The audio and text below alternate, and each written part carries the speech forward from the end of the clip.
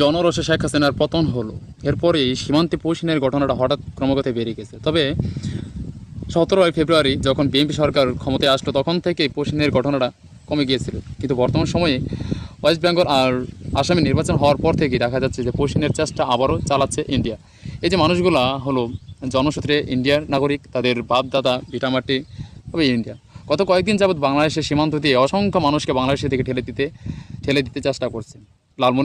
লালমনিরহাট সীমান্ত দিয়ে 33 জন এবং তিস্তা ব্যাটালিয়নের সীমান্ত দিয়ে অসংখ্য ইন্ডিয়ান নাগরিক বাংলাদেশকে সীমান্ত দিয়ে ঠেলে দিতে চেষ্টা করেছিল। তো আমাদের দেশের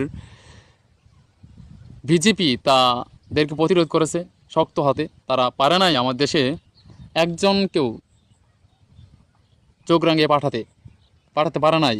যখন আওয়ামী লীগ সরকার ক্ষমতায় ছিল তখন তারা পোষণ করতো, তারা আওয়ামী লীগ সরকার তার প্রতিরোধ করতো না, কারণ করার মতো ক্ষমতা বা হ্যাডাম তাদের ছিল না।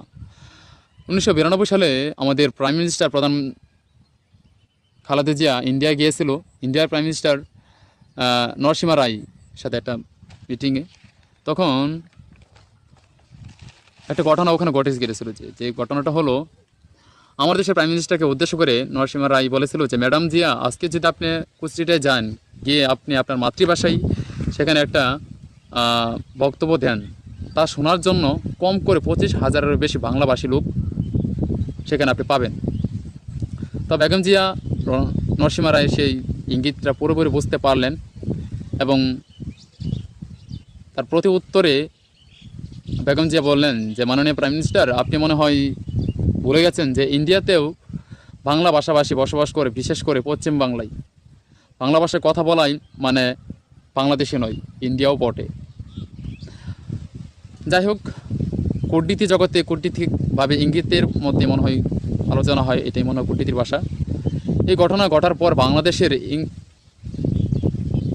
সাথে ইন্ডিয়ার সাথে মানে ইন্ডিয়ার কিছুটা দূরত্ব ঘটে, বাংলাদেশের কিছুটা দূরত্ব ঘটে। বেগম জিয়া সেই সরকার সফরের 1 মাস পরে নরসিমা রায়ের কাউন্টার বিরুদ্ধে ছিল বাংলাদেশের পক্ষে, মানে কাউন্টার বিরোধ করছিল। এই যে বেগম জিয়া যতদিন ক্ষমতায় ছিল সেই সময় ইন্ডিয়ার মন্ত্রীরা কেউই বাংলাদেশ পা রাখে নাই, কারণ বেগম জিয়া অর্থাৎ বিএনপি সরকার যে হ্যাডম ছিল, আপনি চাইলেই বিএনপিকে মাথা নত করাতে পারবেন না, আপনি চাইলে বিএনপি সরকারকে মাথা নতে কোনো কিছু চাপিয়ে দিতে পারবেন না। আপনি যে আইনি প্রক্রিয়া আসেন, আলোচনা করেন, ডিপ্লোম্যাটিক পথে আসেন, কিন্তু